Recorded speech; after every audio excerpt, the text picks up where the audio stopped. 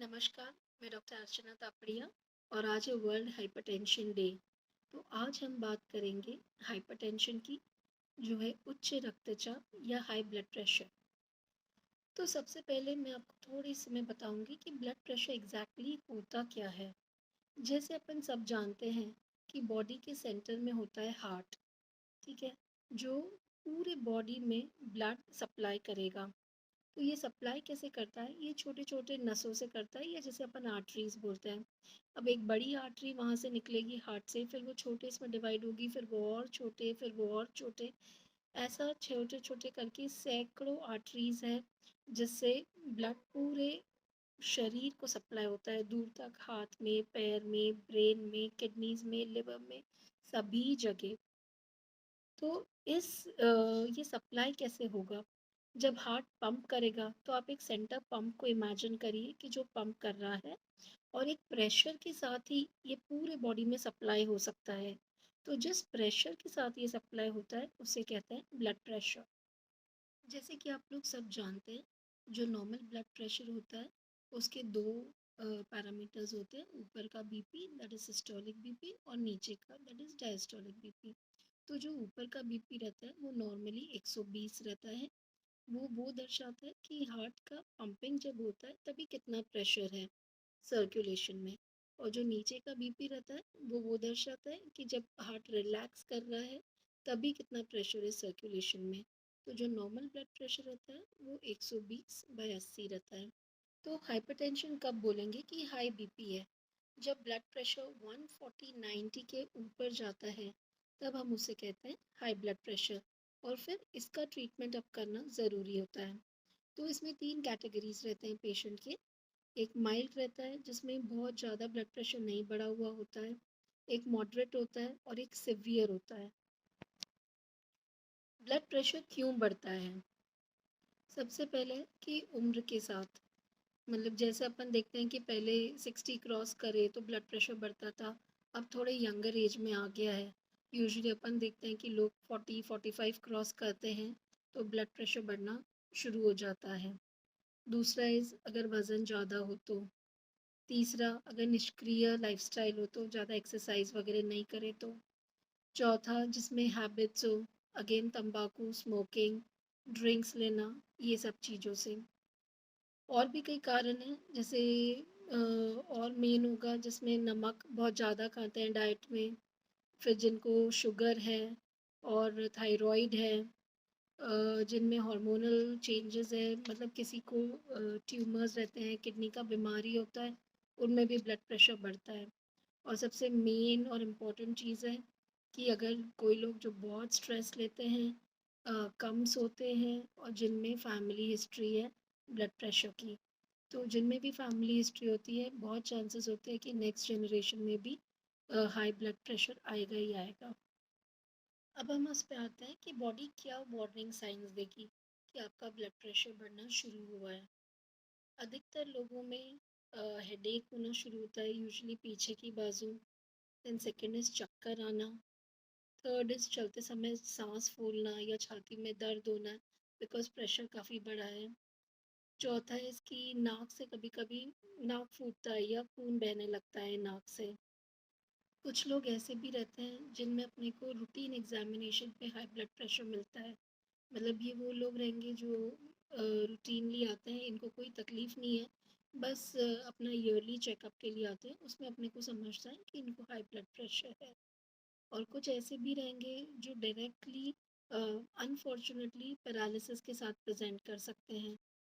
अभी तक उनको पता ही नहीं था कि भाई उनको बीपी है या शुगर है या कुछ है, और सडनली एक दिन स्ट्रोक के साथ प्रेजेंट करते हैं।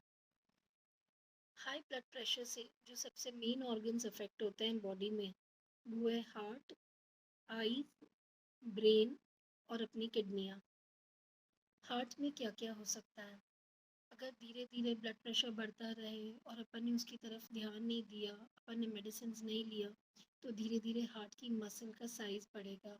हार्ट पहले कोशिश करेगा एज अ पंप कि अपना पंपिंग कैपेसिटी बढ़ाए।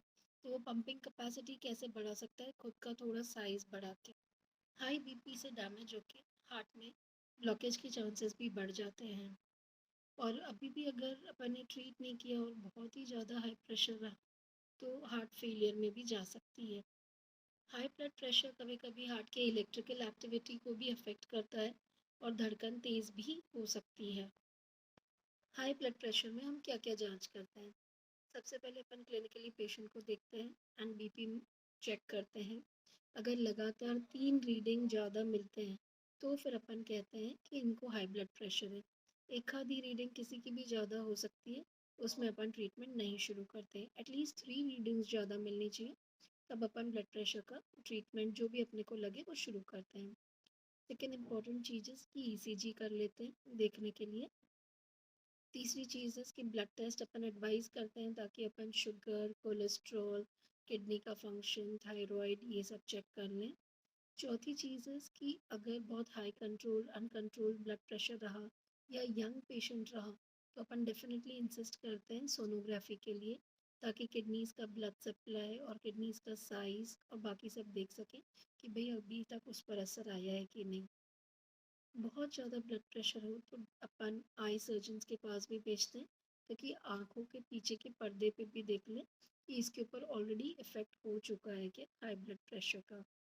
तो ऐसी कुछ जाँचें हैं, बाकी तो आपके डॉक्टर अपना खुद डिसाइड करेंगे कि कौन-सी टेस्ट करनी है, बट बेसिक में इतनी टेस्ट करना ज़रूरी है। अब आते हैं अपन ट्रीटमेंट की ओर। अगर माइल्ड ब्लड प्रेशर है, तो अपन एकदम से रश नहीं करते मेडिसिन्स के लिए यूजुअली, पर वो आपके डॉक्टर पे डिपेंड करता है। सबसे इम्पोर्टेंट है कि आप डाइट और एक्सरसाइज पे कंसंट्रेट करिए। डाइट में आपको नमक थोड़ा कम करना है। जैसे दाल और सब्जी में बाकी लोग ले रहे हैं उतना नमक डेफिनेटली लीजिए, पर जो एडिशनल सॉल्ट है जैसे चटनी में अचार, पापड़, ठेचा, ये सब जो है वो आप 3-4 दिन में एक आधी बार थोड़ा लिए तो कोई प्रॉब्लम नहीं, रूटीन में अवॉइड करिए और फ्रेश फ्रूट्स पे ज़्यादा कंसंट्रेट करिए। अपनी डेली एक्टिविटीज़ में आपको वॉकिंग इंक्लूड करना बहुत ज़रूरी है। आप योगा कर रहे हैं, बाकी कर रहे हैं, वो सब करिए, कोई प्रॉब्लम नहीं है। But 20 minutes to 25 minutes fast walking is a must, वो आपको करना ही है। अ, अगर आप कहेंगे कि मैं जॉगर वगैरह पे कर रहा है, ठीक है, but in the long run मैं आपको बोलूँगी कि सॉफ्ट सॉइल पे वॉकिंग करना बेस्ट है। लॉन्ग टर्म में बाकी सब चीज़ों से नीज़ ख़राब होते हैं। आप जितनी सॉफ्ट सॉइल पे वॉकिंग करोगे वो आपके लिए बेस्ट होता है। तीसरी इम्पॉर्टेंट चीज़ है कि फिर से मन में तनाव कम करो। जो अपनी अनकही बातें रहती है, जो दबाई हुई बातें रहती है, वो बॉडी में ऐसे छोटे-छोटे बॉम्ब्स का काम करती है, जो बाद में जब फूटती है तो वो डायबिटीज़ देगी, वो ब्लड प्रेशर देगी, वो हार्ट की बीमारी देगी, वो कैंसर देगी और 50 चीज़ें और देगी। ठीक है? इसलिए बोलना सीखिए और अपना तनाव कम करिए। और एक इम्पॉर्टेंट चीज़ है कि प्रॉपर स्लीप, कम से कम 6 टू 7 आवर्स का अच्छे से नींद होना ही चाहिए, उतना ज़रूरी है। अब हम आते हैं मेडिकल ट्रीटमेंट पे, तो वो आपके डॉक्टर डिसाइड करेंगे। अभी काफ़ी सारी अच्छी मेडिसिन्स आती हैं जो आपका ब्लड प्रेशर बहुत अच्छे से कंट्रोल करेगी, सिर्फ आप उसको नियमित रूप से लीजिए। ट्रीटमेंट के दौरान मैंने 2 चीज़ें देखी हैं। पहली चीज़ ये कि बहुत लोगों को लगता है कि अरे अभी तो बीपी कंट्रोल्ड है, अब मेडिसिन लेने की क्या ज़रूरत है? डॉक्टर्स अपने को फालतू में मेडिसिन्स दिए जा रहे हैं। देखो, हम तो आपको फालतू में मेडिसिन्स दे ही नहीं सकते। जो पावर की मेडिसिन्स रहती है, आप इमेजिन करो अगर एक नॉर्मल पर्सन को देंगे तो उसकी क्या हालत रहेगी। तो अपन ज़बरदस्ती में किसी को भी बीपी की मेडिसिन नहीं दे सकते। और दूसरी चीज़ आप सोचिए कि अगर आज अपना पेट भरा है, तो क्या अपन कल खाना नहीं खाएँगे? अपन खाएँगे ना। वैसा ही बीपी का है कि भई कंट्रोल्ड है बिकॉज़ आप मेडिसिन्स ले रहे हो। तो आप नहीं लोगे, बंद करोगे तो बीपी जहाँ का वहाँ वापस आ जाएगा। तो आपको मेडिसिन्स जितना डॉक्टर बोले वो नियमित रूप से लेना बहुत ज़रूरी है। आप पीरियोडिकली चेक कराते रहिए डॉक्टर के पास। जो हमारा अपैरेटस रहता है वो बेस्ट रहता है। बहुत पेशेंट्स रहते हैं जो अपने घर में ही एक वो डिजिटल लेके बैठ जाते हैं और उसी पे से आएँगे, ये इतना था बीपी, वो उतना था, फिर वापस आ जाएँगे, ये कंट्रोल नहीं है, ये कंट्रोल्ड है। भई डिजिटल जो है वो ग्लूकोमीटर जैसा होता है, वो काम सिर्फ़ इमरजेंसी में आपके लिए ठीक है। अदरवाइज़ जो हमारा रूटीन है उसको कोई सब्स्टिट्यूट नहीं है। दोनों के स्टैंडर्ड्स में ज़मीन आसमान का फ़र्क है। तो आप डिजिटल पे कृपया ब्लाइंडली रिलाई मत करो कि डिजिटल में नॉर्मल आ रहा तो उतना ही होगा, नहीं उतना नहीं होगा। जो डॉक्टर्स लेते हैं प्रॉपर्ली डॉक्टर हॉस्पिटल्स में वो बेस्ट होता है। एक और इम्पॉर्टेंट चीज़ मैं पेशेंट्स के लिए कहना चाहूँगी कि अपनी दवा की जानकारी आप खुद रखिए और आप खुद लीजिए। मतलब अब पहले का समय नहीं है रहा कि आप आके डॉक्टर को बोले, अब आप किसी और डॉक्टर को बताने जा रहे हो। आप पहले का पर्चा भी नहीं लेके गए हो, कैसे पता चलेगा आप क्या ले रहे हैं? फिर आप बोलोगे एक सफ़ेद गोली है, एक पीली गोली है, हज़ारों गोलियाँ हैं। तो एटलीस्ट अब वो एज आ गया है कि आपको अपने मेडिसिन का नाम तो पता रहना चाहिए और आप खुद लीजिए। बहुत पेशेंट्स ऐसे भी आएँगे कि भई एक गोली मिस हो गई क्योंकि वाइफ़ मायके गई थी। ये कोई रीज़न थोड़ी हुआ। आपको दूसरा आदमी थोड़ी चाहिए बीपी की गोली लेने के लिए, आप खुद लीजिए भई वो एकदम, एकदम, एकदम इम्पोर्टेंट। एक और चीज़ रहती है लोगों के मन में कि अगर बीपी का इलाज हमने नहीं लिया तो क्या होगा? देखो माइल्ड टू मॉडरेट में अभी आपको कुछ भी नहीं होने वाला है। पर 4-5 साल पहले हर ऑर्गन में अपने-अपने चेंजेस आ जाएँगे, जो फिर अभी अपन कुछ नहीं कर सकते, ठीक है? और सीवियर केसेज़ में अगर आपने बीपी की गोली 1 दिन भी स्किप करी या नहीं ली, तो भई हार्ट पे भी असर आएगा, हार्ट फेलियर में भी जा सकता है। अगर ब्रेन में भी इतनी छोटी-छोटी नसें रहते हैं, जैसे कि मैंने आपको सबसे पहले समझाया कि ये ब्लड प्रेशर है, ये प्रेशर की वजह से एकदम जो छोटी नसें हैं, वो कभी-कभी अपने आप को बंद भी कर लेती हैं। इतना ज़्यादा प्रेशर में या कभी-कभी फूट भी जाती है। तो पैरालिसिस के बहुत ज़्यादा हाई चांसेस बढ़ जाते हैं। ब्रेन में एक बार खून बह गया, कोई कुछ नहीं कर सकता। फिर वो लंबा ट्रीटमेंट चलता है, क्या होगा वो आने वाला समय ही बताता है। इसलिए प्लीज़ अपनी गोलियाँ बराबर लीजिए। जो लोग ऐसा बोलते हैं कि एक गोली नहीं खाने से क्या होगा, तो फिर मैं उनको वही बोलूँगी कि एक टाइम आप खाना भी मत खाओ, क्या होगा?